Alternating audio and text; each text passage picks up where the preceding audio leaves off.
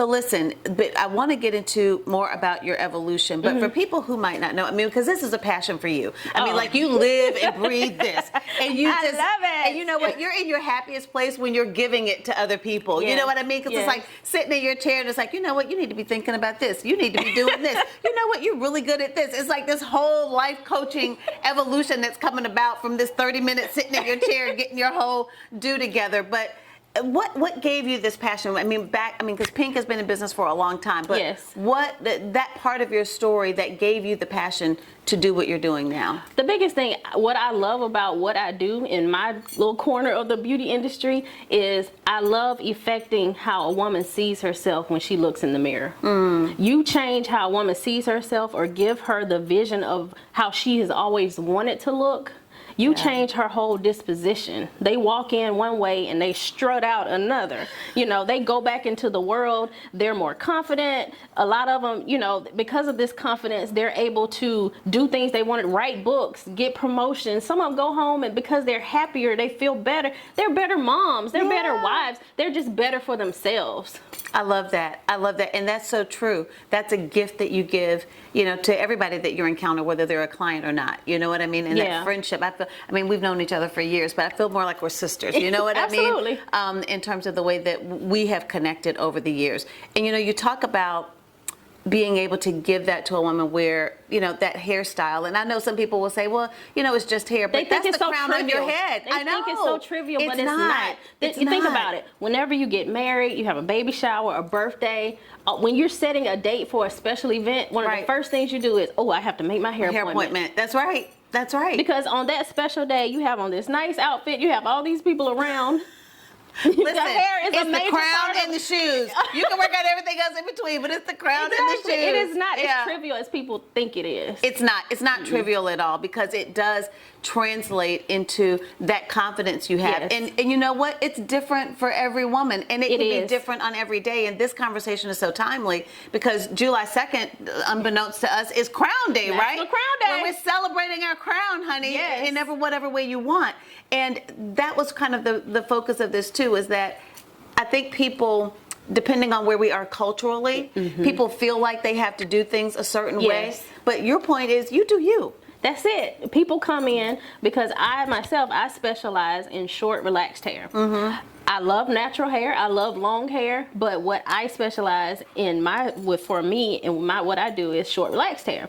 So I have people come in who want to cut their hair or want to go to a relaxer, but you see them bound up in what their friends and family would think of them if they go back to a relaxer. You know, as Black women, we've gone through a movement and evolution with our hair. You know, we've gone from Angela Davis with the afro to the time when everybody wanted to have finger waves and then everybody wanted to go to the relaxer. And now it's really a time in which women can celebrate their hair in any way. Any way you want to. Any way.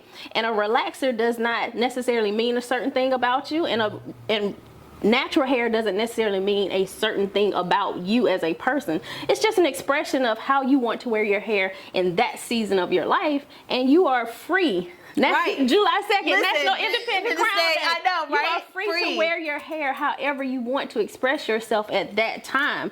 And I always tell my clients, a relaxer is just a tool by which you get to a desired hairstyle. It's not a philosophy. It's not a way of life. No. It's just a tool in which you get to a hairstyle that you desire. Exactly. I mean, and it's kind of like makeup, you know, and I love Alicia Keys. I adore Alicia Keys. So she went to the no makeup movement. I'm like, that's great.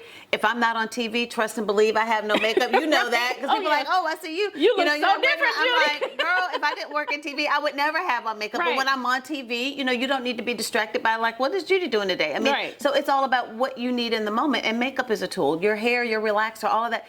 Everything is a tool that's at your disposal. Exactly. Depending on how you feel that day and what you want to do. Yeah, I see so many women bound up by, oh, I can't be relaxed because, you know, my mom or my friends will think this, or I can't be natural because certain people would perceive me. No, I want every woman out there to know that you are free to wear your hair however however you desire at that season of your life. Right. And you're also free to change your mind and say, okay, in this season, I want to try something different. How about that? The prerogative to change your mind. That's it. Okay, the That prerogative. is it. But listen, it's all about knowing what works for you too, right? Because as a busy mom of 2 very active boys, I know this one thing that's critical for me. As long as my hair is long enough for me to wrap it and wear a ball cap, I'm good. I can function. Right. You know, but other people have to know what that is. And you talk about being free, even in our industry and in the media. You know, for a long time, there were kind of rules about what you could wear on TV, you know, and